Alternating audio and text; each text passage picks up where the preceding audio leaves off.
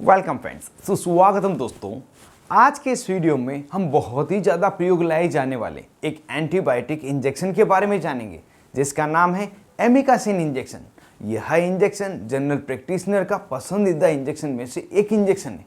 हम जानेंगे यह इंजेक्शन क्या है, इसको किस रूट से तथा कितनी मात्रा में लगाया जाता है, इसके क्या क्या यूजेज है, किन किन बीमारियों में से लगाया जाता है, इस इंजेक्शन को लगाने पर क्या कोई साइड इफेक्ट हो सकता है तथा क्या इस इंजेक्शन को किसी ड्रिप में या इंजेक्शन में मिला सकते हैं।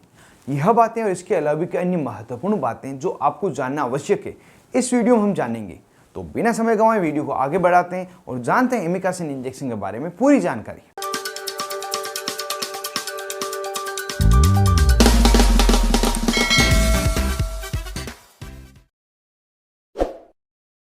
हेलो फ्रेंड्स, नमस्ते दोस्तों। एमिकासिन इंजेक्शन एमिनोग्लाइकोसाइड क्लास का एक इंजेक्शन है। यह ब्रॉड स्पेक्ट्रम एंटीबायोटिक इंजेक्शन है जो मुख्य रूप से क्लिनिक तथा अस्पताल में डॉक्टर द्वारा प्रयोग लिया जाता है। हो सकता है आपने इस इंजेक्शन के बारे में ज़्यादा नहीं सुना हो, क्योंकि इस इंजेक्शन को उसी समय प्रयोग लिया जाता है जब जेंटामाइसिन इंजेक्शन अपना असर नहीं करता है। मतलब मरीज में जेंटामाइसिन इंजेक्शन लगाने के बाद में भी कोई फ़ायदा नहीं होता है, तो ऐसे समय में एमिकासिन इंजेक्शन लगाया जाता है। किन किन बीमारियों में से लगाते हैं इसको हम आगे जानेंगे। पहले जान लेते हैं यह क्या क्या स्ट्रेंथ में अवेलेबल है। तो यह इंजेक्शन 100 मिलीग्राम, 200 मिलीग्राम तथा 500 मिलीग्राम प्रति 2 ml की स्ट्रेंथ में बनाया जाता है। अगर जाने इस इंजेक्शन को क्या नाम से आप मेडिकल स्टोर पर खरीद सकते हैं, तो यह अपने मूल नाम एमिकासिन इंजेक्शन तो मिल ही जाता है। इसके अलावा भी कुछ पॉपुलर ब्रांड नेम है जिससे आप इसको खरीद सकते हैं, जैसे कि amicin injection, mikacin injection, mika star injection, amikacin injection आदि।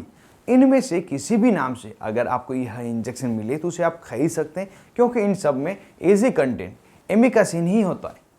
अब जान लेते हैं इस इंजेक्शन को कौन कौन उपयोग नहीं कर सकता। तो सबसे पहले वे जो गर्भवती महिलाएं हैं इनमें यह इंजेक्शन नहीं दिया जाता, और अगर गलती से दे दिया जाए तो बच्चे में बहरापन हो सकता है।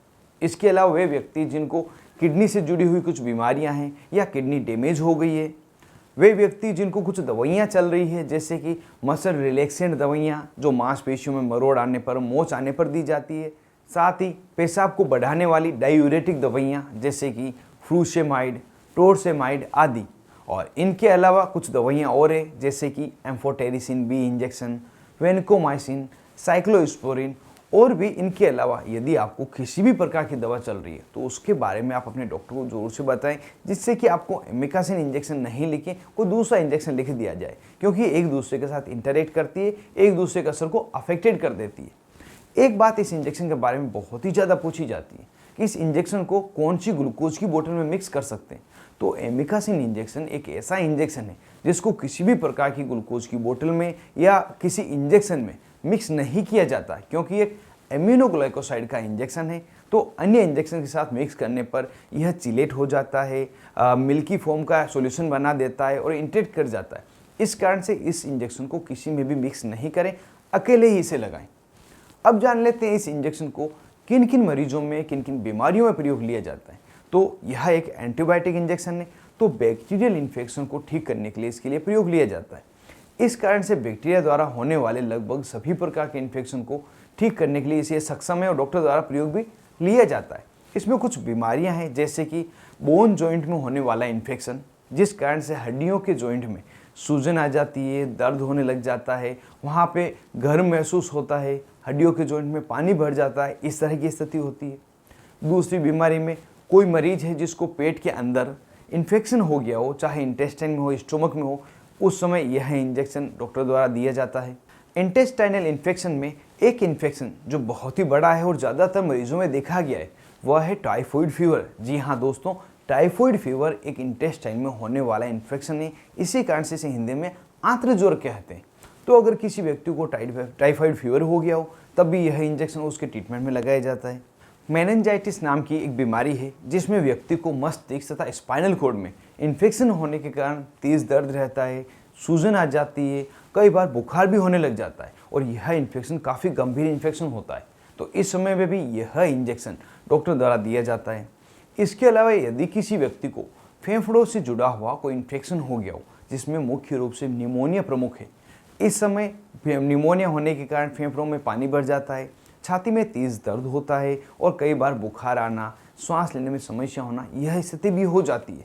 तो इस समय में भी यह इंजेक्शन दिया जाता है। अगली बीमारी, किसी व्यक्ति को यूरिनरी ट्रैक्ट में इन्फेक्शन हो गया हो, मतलब किडनी, यूरेथ्रा, यूरिनरी ब्लैडर, पेशाब की नली, कहीं पे भी इन्फेक्शन हो गया हो, जिस कारण से व्यक्ति को पेशाब में दर्द हो रही हो, पेशाब में जलन हो रही हो, बार बार पेशाब लग रही हो, रुक रुक कर पेशाब आ रही हो और पेशाब के साथ में पस आ रही हो और कई बार ब्लड भी आ जाता है, तो इस स्थिति को ठीक करने के लिए भी यह इंजेक्शन डॉक्टर की पसंदीदा दवाओं में से एक है। और अगली बीमारी MDR-TB, जिसे हम मल्टी ड्रग रेसिस्टेंट ट्यूबरक्लोसिस कहते हैं, यह टीबी का ही एक प्रकार है। इसमें टीबी की दवाइयाँ मरीज को रेसिस्टेंट डेवलप हो जाता है, मतलब वे दवाइयाँ मरीज में असर नहीं करती, तो उस समय टीबी के मरीज को यह इंजेक्शन दिया जाता है। किसी मरीज को अगर ब्लड में इन्फेक्शन हो गया हो, जो कि एक घातक बीमारी है, तो उस समय में ब्लड की इन्फेक्शन को ठीक करने के लिए यह इंजेक्शन डॉक्टर द्वारा प्रयोग लिया जाता है। तो इस तरह से अलग अलग बीमारियों में इस इंजेक्शन का प्रयोग डॉक्टर द्वारा लिया जाता है। अब जान लेते हैं इस इंजेक्शन को लगाने पर क्या साइड इफेक्ट हो सकते हैं। तो जो कॉमन साइड इफेक्ट है उसमें मरीज को सुनने में समस्या हो सकती है, हियरिंग रिलेटेड प्रॉब्लम हो सकती है, किडनी संबंधी समस्या होना, मरीज खड़े होने पर अपना बैलेंस नहीं बना पाता, यूरिन में कुछ प्रॉब्लम हो सकती है जैसे कि पेशाब का कम आना, पेशाब का लाल रंग का हो जाना, साथ ही जिस जगह पर इंजेक्शन लगाया है वहाँ पर कुछ प्रॉब्लम होगी जैसे कि खुजली चलना, जलन होना, सूनापन लगना, इसके अलावा हाथ पाँव का कांपना, श्वास में समस्या होना, इस तरह के कुछ साइड इफेक्ट देखने के लिए मिलते हैं। अगर ये या इसके अलावा कोई दूसरे अनडिजायरेबल इफेक्ट आपको मिले तो तुरंत ही आप अपने डॉक्टर को सूचित करें, जैसे कि आपको डिजायर इंजेक्शन लगाया जा सके, पूरा ट्रीटमेंट देके आपको रिस्क से बाहर निकाला जा सके। अब वीडियो के लास्ट में जान लेते हैं कि इस इंजेक्शन को किस रूट से लगाते हैं तथा कितनी मात्रा में इंजेक्शन लगाया जाता है। तो यह इंजेक्शन IM इंट्रामस्कुलर रूट तथा IV इंट्रावीनस रूट दोनों ही द्वारा लगाया जाता है। अगर डोज की बात करें तो इस इंजेक्शन की डोज मरीज के वजन के अनुसार कैलकुलेट की जाती है, जिसमें कॉमन रिकमेंडेड डोज है 15 मिलीग्राम प्रति kg पर डे। इससे पूरे दिन में 2 से 3 अलग अलग भागों में डिवाइड करके लगाया जाता है। इसे हम उदाहरण के तौर पर समझ लेते हैं। यदि कोई व्यक्ति जिसका वजन 60 किलोग्राम है और उसे इंजेक्शन लगाना है तो 60 मल्टीप्लाई बाई 15 900 मिलीग्राम इंजेक्शन पूरे दिन में लगाया जाएगा, वो भी 2 से 3 अलग अलग डिवाइडेड डोज में। इस इंजेक्शन को सामान्यतः 3 दिन, 5 दिन या 7 दिन तक आवश्यकता अनुसार लगाया जाता है। तो दोस्तों, इस तरह से आज की इस वीडियो में हमने एमिकासिन इंजेक्शन के बारे में पूरी जानकारी जान ली। उम्मीद करता हूँ यह वीडियो आपको पसंद आया होगा और ऐसे ही दवाओं से भी जुड़े हुए वीडियो देखने के लिए आप चैनल को सब्सक्राइब करें और वीडियो पसंद आया हो तो वीडियो को लाइक करें और ज़्यादा से ज़्यादा इसको शेयर करें, जिससे कि किसी और की भी काम आ सके। आप थे अपने दोस्त मोहित आदिश के साथ, देख रहे थे अपना YouTube channel learn about medicine. Thank you friends, take care and be care for medicine users.